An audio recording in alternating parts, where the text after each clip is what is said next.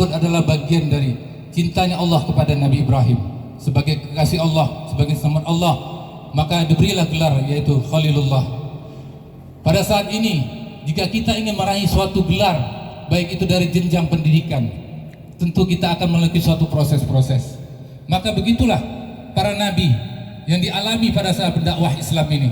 Mereka akan diproses, mereka akan berdakwah, akan mengalami suatu kesulitan-kesulitan, dan semua itu adalah ujian dari Allah supaya kita bisa mencontoh bagaimana cara para nabi itu untuk menyelesaikan masalah. Maka dari itulah pada saat ini kita di dalam bulan Idul Adha ini, di bulan Zulhijjah ini, maka kita diberikan suatu contoh, suatu peristiwa yang sangat besar di alam ini.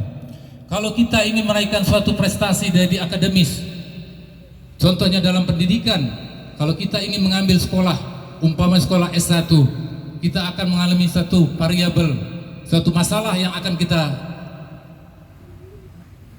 buat agar kita bisa diuji supaya kita lolos.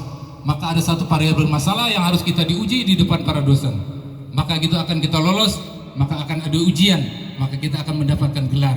Begitu juga kalau kita ingin mendapatkan satu gelar S2 juga, suatu jenjang pendidikan, maka kita akan memberikan variabel dua masalah yang kita diuji oleh para dosen dan juga para penguji.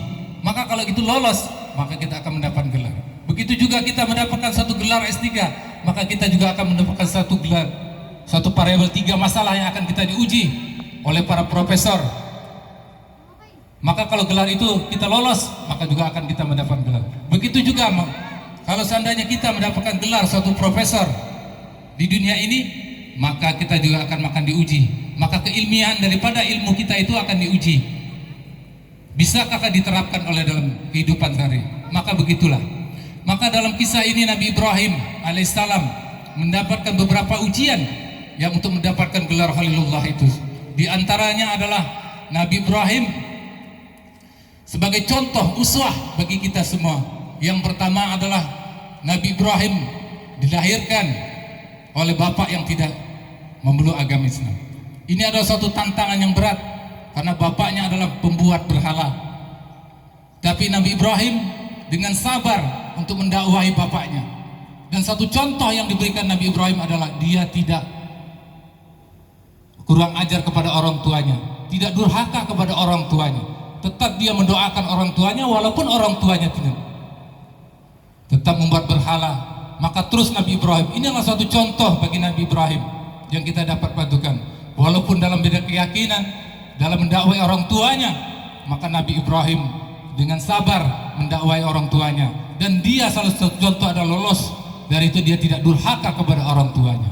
Begitulah contoh yang diberikan Nabi Ibrahim untuk mendakwai orang tuanya. Kemudian permasalahan apa lagi yang dihadapi Nabi Ibrahim? Nabi Ibrahim melihat sekelilingnya banyak berhala di sekitarnya, ditaruh di tempat Ka'bah, di dalam setiap tempat ibadah, di tempat apa saja berhala begitu besar. Maka tantangan yang diberikan Nabi kepada Nabi Ibrahim adalah beliau menghancurkan Ka'bah, menghancurkan berhala-berhala yang ada di sekitarnya. Dan maka ditinggalkanlah satu berhala yang besar. Maka itulah sebagai contoh supaya manusia itu bisa berpikir, apakah berhala ini bisa dapat menjamin kehidupan yang mereka sembah.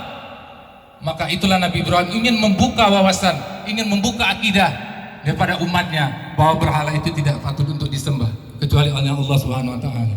Itulah tantangan Nabi Ibrahim yang kedua. Kemudian datang lagi kepada Nabi Ibrahim, begitu dia sudah merobohkan atau menghancurkan berhala-berhala tersebut, datang dari pemuka-pemuka orang-orang kafir tersebut, yaitu adalah Nabi Ibrahim dibakar.